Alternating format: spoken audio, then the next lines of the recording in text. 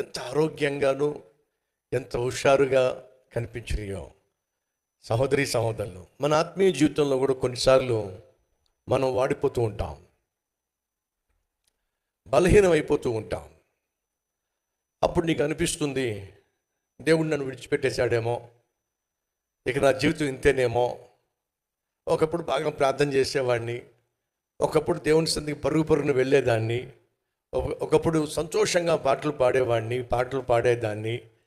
ఏమిటో ఈ మధ్య అస్సలు నిస్సత్తువుగా ఉంటుంది, మనసులో కూడా ఎందుకు ఆందోళనగా ఉంటుంది, చాలా దిగులుగా ఉంటుంది, ప్రార్థన చేయబుద్ధి కావటం లేదు, బైబిల్ చదవబుద్ధి కావటం లేదు. ఎందుకు, ఏమవుతుంది నా జీవితంలో అనేటటువంటి ఒక ప్రశ్న మీలో ఎవరికైనా తలెత్తిందా? తలెత్తిందన్న వాళ్ళు ఒకసారి చూపిస్తారా?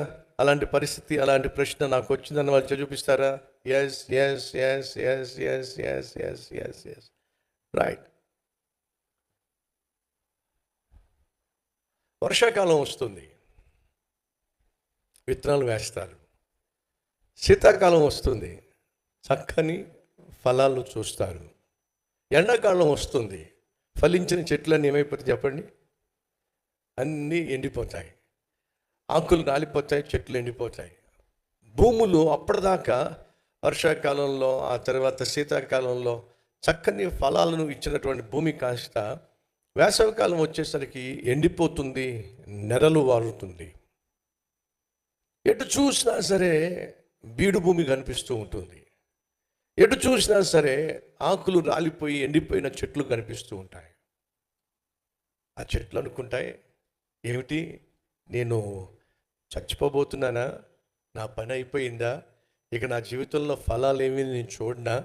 ఇక నేను నా జీవితంలో చిగురించనా, ఫలించనా, పుష్పించనా, పచ్చదనాన్ని చూడనా? నా పని అయిపోయిందా అని ఆ చెట్లు అనుకుంటూ అనుకుంటూ అనుకుంటూ అనుకుంటున్న సమయంలో నా ప్రభువు ఏం చేస్తాడో తెలుసా?